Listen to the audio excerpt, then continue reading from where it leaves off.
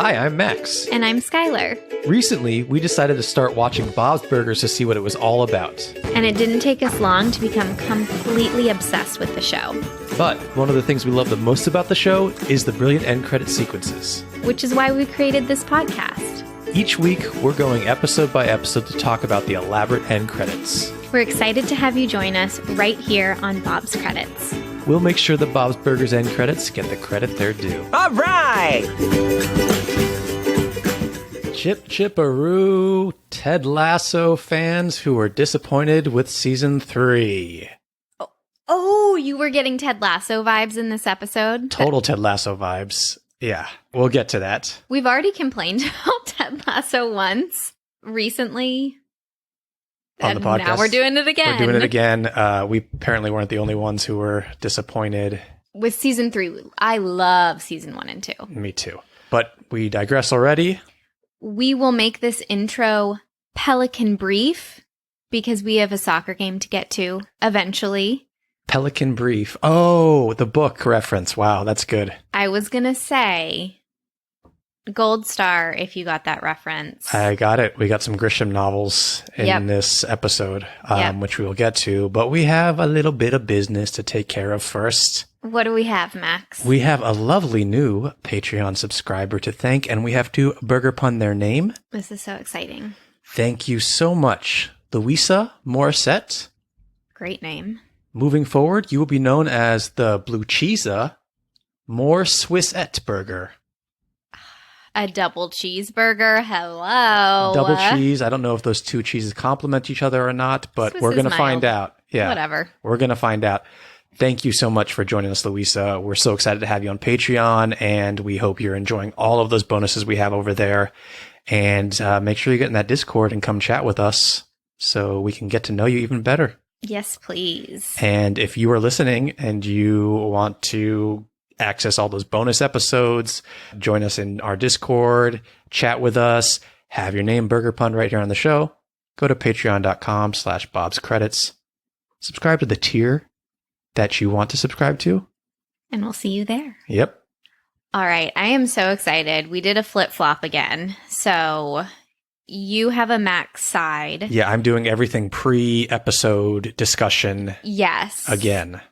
And you're doing all the fun facts throughout the episode. And we have a surprise. So we're doing Max's Munchies. Let me just spell out an agenda for y'all. I love an agenda. We have Max's Munchies.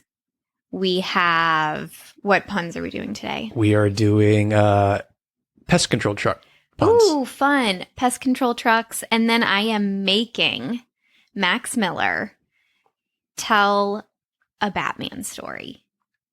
I love how generic that is. It's so great. This carries over from our most recent Patreon episode where we did a freestyle episode, or it was the first freestyle episode, and we talked about this story and we said, we can't tell this story. We got to tell it on the main feed. So I was like, this is my favorite Max story ever. You can't tell it on Patreon. It has to be in the main feed so everyone can hear how hysterical I think it is. Anyway, back to Bob's World. what would you like to start with? I'm gonna let you decide. Let's start with, let's play a little Bob pun or Max pun. Fun. Okay. Are you ready for your first pun, Skylar? Yes. Spray's Anatomy. Max. Bob's. Great. Just great. Your next pun is, these are a few of my favorite things. Max. Bob's. Oh my God. Oh my God. Your next pun is, insecticide effect. Bob's. Max. No, I didn't like that one very much anyway. Well, sorry. Excuse me. Wait, hold on. I literally have a 50% shot. Is it hard to do this bad? Am I actually doing something amazing? You know what? DM us and let us know if you play along and how well you do on these typically. Yes. We're curious. My goal is to get them all wrong now. So I'm going to go against my gut on this last one. Okay. Your final pun is, in the tick of time. Bob's. Max. Yes. 0 for 4, but Wow. purposely maybe? I'm not really sure. I'm curious to see how other people do. Are you ready for Skylar Sides, the fun facts before the fun facts, aka Max's Munchies? Dish it, girl. So this week I have a little special treat for everyone. It's not like a story or a fun fact, but we got a lovely DM from a fan named Sarah who sent this question to us. Hi, Skylar and Max. My sister and I are big fans. We have been having a year-long debate about our favorite characters, the fish odors. Mine is Felix. He is the far superior brother. In the movie, Grover says Calvin is the only fish odor and the fish odor trusts because he hasn't been convicted of anything. Our debate is about what has Felix been convicted of. At first, my sister said attempted murder, but Calvin blamed Fanny for that, so it wasn't. We can't find an answer anywhere. Do you have any thoughts? Thanks for keeping us entertained. We appreciate you guys so much. Okay, I love it, and I can't wait to see what you dug into. Yeah, I thought the message was great. I wanted to respond immediately, and then I said, we should say this for the podcast. Do you mind? And she said that would be amazing. Can't wait to listen to us discuss it. Skylar and I have said this time and time again on this podcast that we are obsessed with Bob's Burgers, but we don't know like every little thing about Bob's Burgers like a lot of... Yeah, we're not an encyclopedia. Yeah, a lot of fans do. Yeah. So I honestly don't know the answer to this. All that buildup? All that buildup, but I just wanted to discuss it with you and Okay. then let people kind of message us and DM us and maybe And we can... then, Sarah, you can reach back out because our Discord is like the smartest Bob's Place ever. Here's my thought. One, did you go back and watch the ending of the Fanny episode? Oh my gosh, Max. So let's just take their word for it that Fanny gets the blame for it. Yeah. Now, here's the thing about when we get way too specific into details, not everything is shown on the show. So we could just assume that Calvin has kept his record clean his whole life by being a shady, dodgy, privileged person, and that Felix is not as smart. We know that. His brother manipulates him. We know that. And so one, he's probably gotten into trouble and isn't as smart as Calvin to get out of it. And two, I guarantee you that Calvin blames stuff on his brother. That's what I think too. I think maybe Calvin's done some shady stuff and made Felix take the fall. That seems so like the fish odors to me. Yeah, totally. So that's my guess. Yeah, so I think like sometimes we get like a little too literal about plot and we can just like take everything we've learned about the fish odors and fill in the blanks ourselves too. I also, maybe there was a scenario where even though Fanny got blamed for like the attempted murder, Felix had like a smaller crime that he was convicted for. I mean, that didn't get him in prison, but yeah, I mean, I'm such a like, we love like detective cases and y'all know I was on a murder trial as a alt juror for 3 months. So a lot of stuff can happen in like law after the fact. And like prosecutors will charge you for something smaller because they can't get you on this, or, you know, you'll blame shift to this person and then you won't get charged, all that stuff. Yeah, I just think that Calvin is better at like greasing palms and getting his, you know. Yeah. Because they're both of them are shady. They're always up to shady stuff. Although if I was writing like a true crime script right now, like serious drama, I would say that fish odor is someone like, if anything's going to affect his bottom line, he's going to deal with it.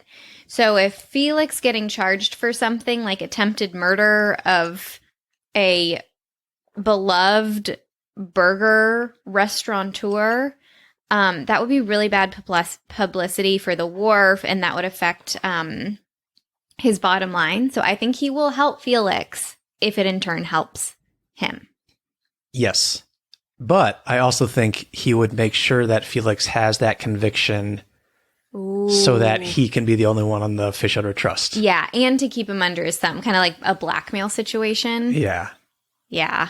But if you're listening out there and you happen to know a definite answer, let us know. What if everyone's just listening like, oh my God, it's so obvious. Idiots. Yeah, it's season 6, episode 12. He wears that t-shirt that says, I was convicted of stealing blueberries. Yes, which we know is pot in this show. I don't think you have to say that to Bob's Burgers fans. True. Yeah. And you just have to say it to us because we are not we don't partake. As knowledgeable. Yeah. All right. So we could go into the episode and then take a break in between fun facts, or you can jump right into your Batman story. I'll jump right into the Batman story. Okay. Can I set you up for it? Yes. Okay. Max and I, at the time this happened, I think it was shortly before we got married, so we had been together like 9-10 years, and he had been hoarding this story from me.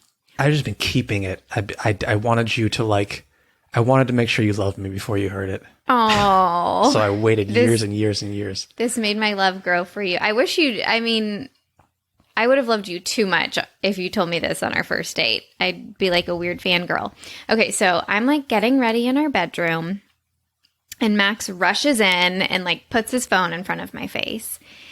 He was like, look, Skylar, we got Mike a cameo from the actor who plays Urkel for his birthday.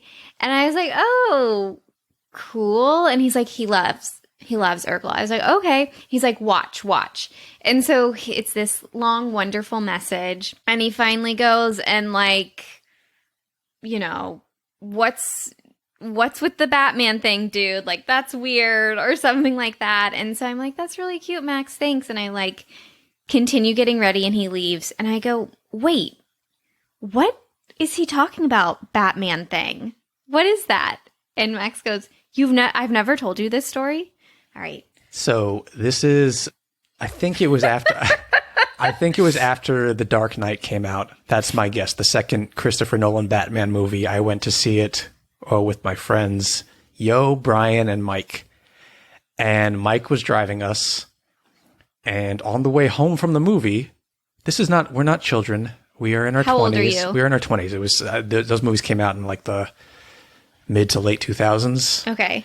We're driving home. 25 or older? I can't do the math right now. Okay. It doesn't matter. It doesn't matter where. No, it does not. This should not have happened regardless. We're driving on the street. It's an empty street at the time. And Mike goes, look, I'm Batman. And he starts driving erratically like the Batmobile would drive in the movie.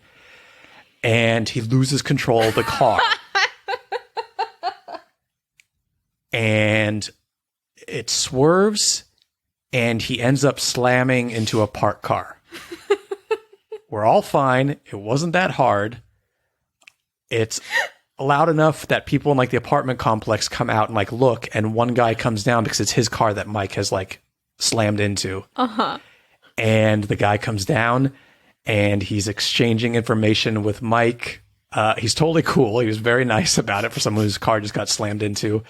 And as they're exchanging information, Mike is writing on his car, on the guy's car, the hood of his car, to write the information down on the paper. And I said, careful, Mike, you don't want to scratch his car. And honestly, it was just ridiculous that a grown man decided that he was going to drive his car like Batman. After seeing the movie, and that happened. Thankfully, everyone was okay, and we can always laugh about it, but we've called Mike Batman ever since, and that's why Jaleel White, who plays Urkel, mentioned the Batman story in Mike's cameo. It's so funny to me. Oh, thank you for telling that. I just got a kick out of it, You're too. welcome. I hope people appreciate it as much as you do. I hope so. But we should get in this episode now. Yeah. Can we have the title and synopsis for Season 8, Episode 12, please, Skylar? The episode is The Hurt Soccer. Bob and Linda signed Louise up for soccer, so when the team needs her, Linda asks for Bob to take her to the last and first game of the Golden Dragons season.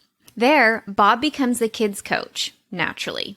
Meanwhile, it's finally happened. Jean and Linda get to open their piano and mouth foods bar. Miss Merkin joins them, fresh off from being fired from TSA, the musical. This episode came out on April 1st, 2018. It was written by Rachel Hastings and directed by Damon Wong. I'm just going to dive in here with a fun fact. Oh, let's do it. So, we have not seen Home Movies, which was Lauren Bouchard's first show. Yeah, we've been meaning to check it out. Shame on us. Yeah. Shame on us. But there's like so many references to home movies in this episode. Really? And one of them, this isn't a reference, but it is a nod to home movies, is that one of the animators of Home Movies, Damon Wong, directed this episode. Oh. So on an episode where there's lots of little home movies nods, he directs it. Very cool. I love that. So interesting. I'm curious, do you know what those are? Are you going to point those out as we go along? Or you don't have any? I do. I can just give you all my goods right now. Let's do it. Give me Okay. all the home movies references All in right. this episode. A lot, actually. So I didn't know this, but one of the main characters is Coach McGurk. That's H. John Benjamin's character, Okay. and they're a soccer coach. Got it. So huge reference there. So there's Mara, one of the girls in this, resembles a character from Home Movies named Melissa Robbins. Mm-hmm. They, both characters, are voiced by Melissa Galsky. Yes, and we've heard her do a bunch of voices on Bob's before, and I think on Fandom, the wiki, where we get a lot of our facts, Melissa's profile picture has a character from Home Movies, so I'm assuming that's who it is. Oh, yeah. Now I had no idea it had anything to do with a coach coaching a soccer team. I'm kind of down. Yeah, I want to watch it. This episode continues how I feel about season 8. I think it's a really great season. I think it's just a really strong season. It's really good. I didn't go in with any expectations of this at all, and I was just so pleasantly surprised. I loved every beat of it. It's so good. It's another example of pairing different characters, because I love Bob, Louise, and Tina going to take care of soccer, while Jean and Linda get left alone to have their little piano bar, but also Teddy comes on board with that. And last week's episode, we had Teddy with Bob and Jean, and now we've got Teddy with Linda. Yes. It's always fun, the dynamics that you can have when you pair up different characters and different storylines. Yeah, it would totally be fun to just put all the main characters and main side characters in a bowl on pieces of paper and just pick them out, pair them up, and figure out a plot from there. Yeah, that'd be fun. They That should would do be that. fun. Yeah. If you're writing season 14 of this show, I'm sure they'd be down to do that at this point. Let's just jump to Jean and Linda being paired together. First of all, I love it. I love that their interests connect them like this. This is when I love Linda. This is when Linda's meddling is appropriate to me. She wants to get Miss Merkin. By the way, we find out Miss Merkin's name in this episode, first name in this episode, and it's Matilda. Matilda Merkin. What a name.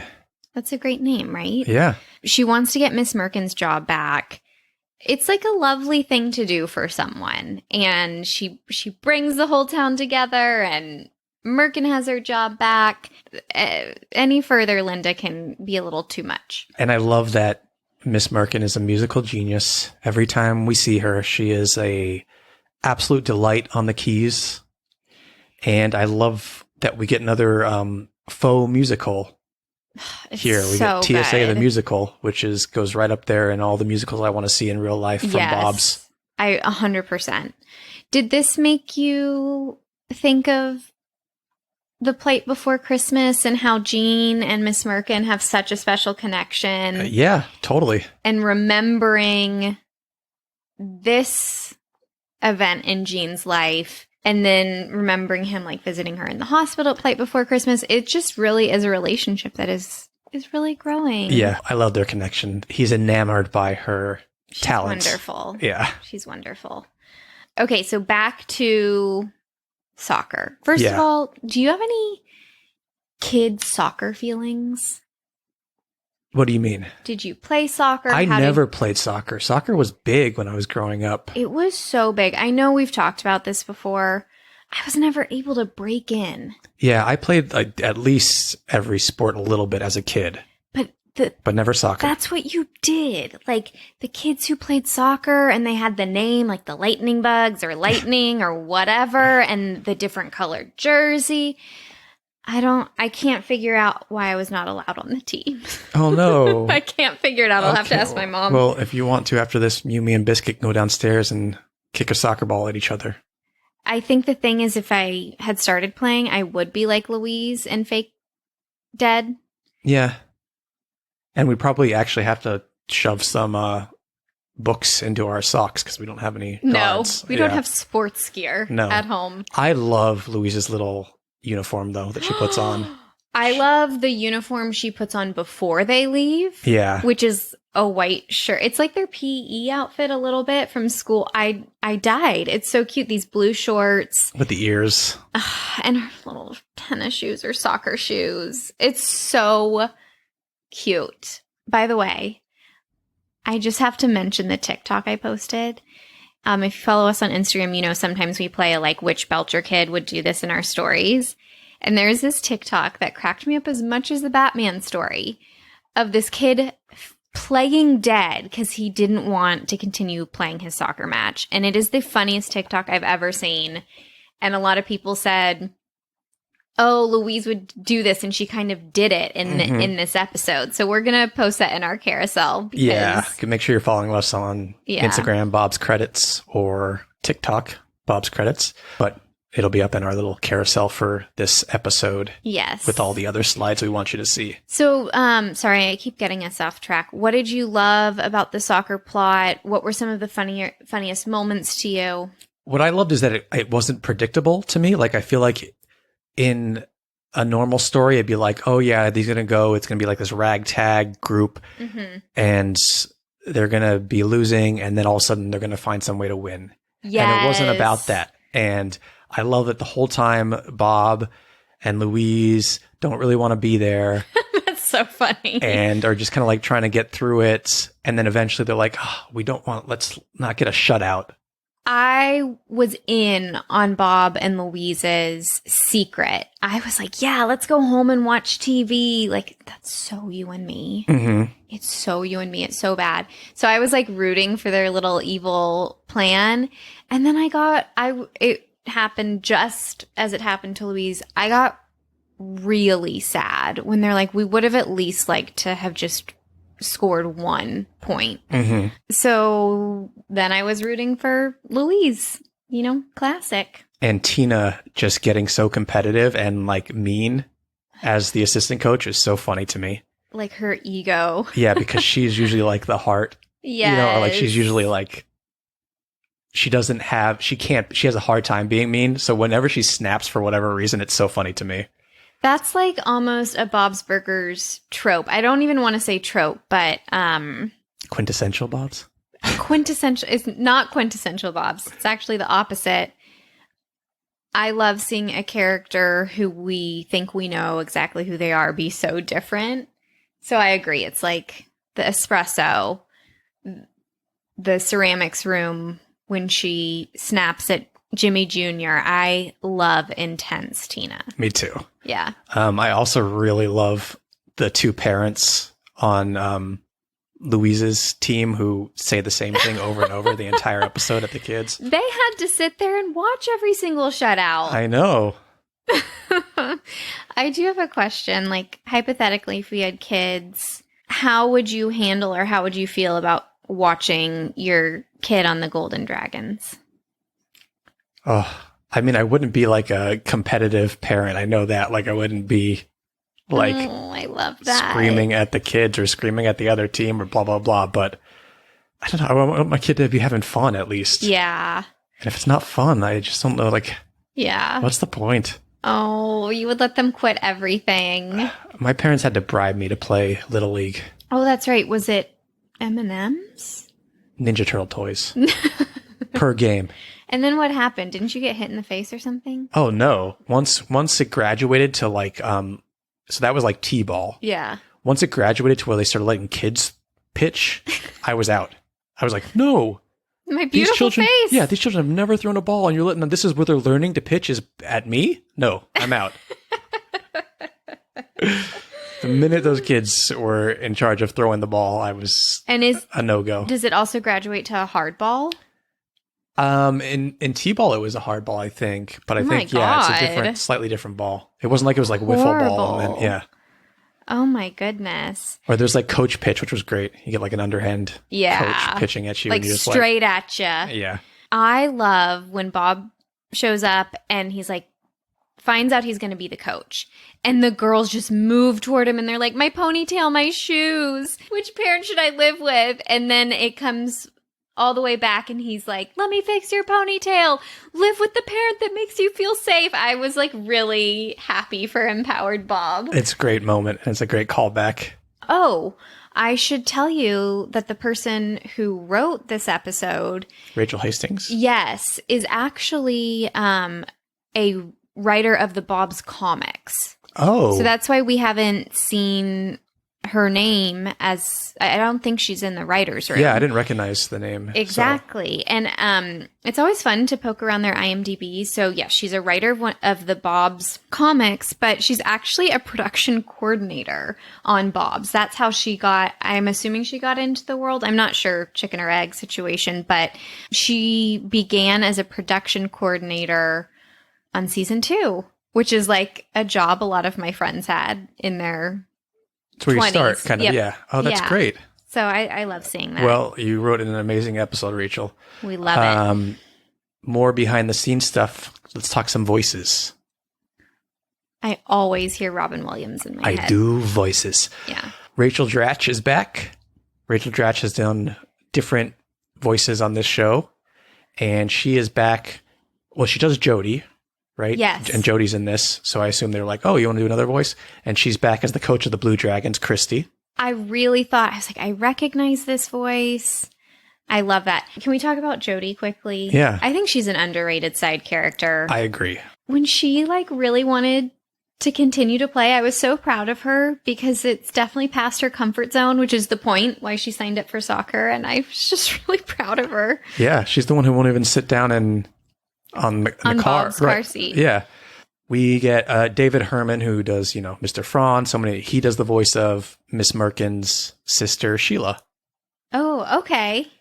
And one more voice actor is Kayla, who is the kind of like mean girl on the Blue Dragons. Oh my gosh, so is intense. Voiced by Natalie Palamides, who we love because she has that one-man show on Netflix called Nate. Oh my gosh. And please, if you're listening to this, go watch Nate, her one-man show. It is on Netflix. So good. I can't even explain what it is, but it'll blow you away. It's fantastic. It's so good. I had no idea. And she's in Progressive commercials Yeah, now? she's in all those progressive commercials with Flo, and now Flo has this whole gang of characters that are always with her. And very she's distinct voice. Very distinct voice. What does she say? Great beach day, everybody. Yep, you got it. You got it. Would you like some more fun facts before we get into the credits? Yeah. All right. This is my favorite one, and this is why I made you rewind the episode. Poor Max. Poor Max. I tend to talk over TV a lot and ask him to pause it a lot, and we had just pressed play on the episode. We just saw the credits. 2 lines in, I go, can you rewind it? And he's like, rewind what? It's like, we just started. What is there to rewind? So the very first shot of this episode, there's a commercial playing in the background on the TV. Yeah. The furniture store. Okay. Well, sorry. take the wind out of my sails. You saw it? Yeah. Oh. I had watched it twice. Did you see it the first time? Yeah. A Sofa Queen commercial. Yep. From the episode Sacred Couch. Mm-hmm. But you got to look at it fast because it is in the beginning. Yeah. I also love the detail in the piano bar imagination. Instead of the flying burger photo, there's flying pianos, which is a very obvious little Easter egg thing, but very cute nonetheless. Yeah, and we'll see that in the end credits. Spoiler alert. I think that's all I have. Okay, should we get into these end credits? Yes. Okay, the last moment before the end credits, the family is standing in front of Bob's, which has caught on fire a bit. Caught on fire a bit? You know, typical ending to the show. That's so something Linda would say, like, it just caught on fire a bit. Just a bit. Yeah. Not a big deal. Oh, you guys were having so much fun. You don't even care that you're missing the Supreme Marathon. Oh my God! Now the fire department says we're not supposed to go upstairs. Ah, they're gone. If your bags were out of your possession at any time, it could be bad, it could be fine. So, Louise and Bob run into the smoke-filled apartment to watch their show. Again, very much like Skylar and I. If our show was on, we'll be like, we can't wait any longer. No. We're going in. Yeah. We'll risk it all. We'll risk it all for an hour of television. But what happens in the end credits? All right. So we're at the imagined piano bar and Mouth Foods. Not so much Mouth Foods. Linda can't quite multitask, but it's like, you know, the gorgeous embellished maroon wallpaper, but you still have the burger of the day. And we have everyone gathered around Miss Merkin on the piano. We have her sister sitting on the bar. We have Linda in her very piano bar red dress. We have Gene in his tux, and Teddy is there sitting on a stool. Yep. And those flying pianos in the background, like you said. And we have some like New Orleans-esque lamps and some twinkly lights put in the window. The food service window. And I think they kept the burger of the day because it is a musical reference with the heirloom where it happened. Ooh, so good. Yeah, a little Hamilton reference, the room where it happened. So good. And they are singing a longer version of a song from TSA the Musical called If You See Something, Say Something. If You See Something, Sing Something, I think it's called. A little different. I love it. Don't leave it up to the K9 unit. Security is fun and we're all doing it. If you see something, sing something, partner on swing something, make your voices ring. If I see something strange, I see something suspicious. Oh, you know, I wish I didn't, but it's better if I sing it so everyone will know it's a thing. Like a shady guy and we'll see something. I just figured I'd let it play because it's such a lovely song, and I love so when everyone good. comes in, like the chorus comes in to sing with. It's so good. Like, you want to sit around a piano and join in with them. Yeah, there's not much to like talk about visually other than there's like all fun, like Linda does some cute arm things and everyone joins in singing. But yeah, we'll put a screenshot of it so you can get it. Absolutely. Are you ready for the lyrics? Yes. Okay, so it's if your bags were out of your possession at any time, it could be bad, it could be fine. Don't leave it up to the K9 unit. Security is fun and we're all doing it. Chorus is, if you see something, sing something. Partner up and swing something. Let your voices ring if you see a something strange. I see something suspicious. Uh-oh. Oh, you know I wish I didn't, but it's better if I sing it so everyone know it's a thing. And then that last verse is, like a shady guy, a weird suitcase, something that just seems out of place. If you can see it with your face, then take that center stage. Yes. So love fun. It. I love the song so much. Should we just dive into scoring these credits? Yeah. Okay. I love that we get like a fuller version of what we heard in the episode. Me too. We score on a scale of 1 to 10 H's at the end of Tina's I'm going to let you go first. I'm going to give these a 9.5. It just makes me feel so good. Like, the song is so catchy. I love that we have this fake musical that I want to see. I love this fantasy restaurant. I love seeing it I want to come go to there. life. I love that it's got little hints of Bob's, but it's also got the piano bar feel to it. Yes. I love seeing Gene and Linda dressed up this fancy. I wish they did it more. Me too. Oh, they should go on a little like black tie mother-son date. It reminded me of a moment where in the episode where Gene's running out of the restaurant when Linda's saying, get all my like Wigs fancy and- dresses, wigs yeah. and fancy dresses. And he goes, what are you going to wear? So jokey with me. Yeah. I also love that this is the fruit of Linda's meddling labor. So we get to see the sisters Miss Merkin and her sister back together, singing as they should be. So that's also a nice cap to the episode, too. What score do you give it? I give it a 9.75. Oh, wow. Yeah. Just under perfect.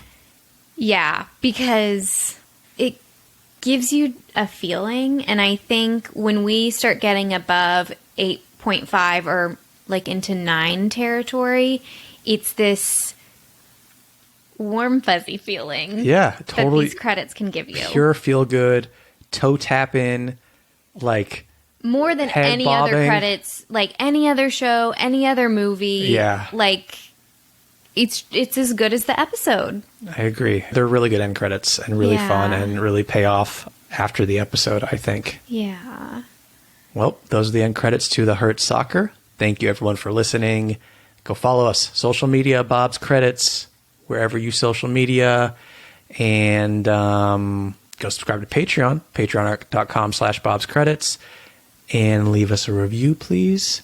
Someone left a really funny review recently that cracked us up. So About funny. Please feed Skylar before we record. And I was just thinking about it because we're so close to lunch right now and you're probably starving.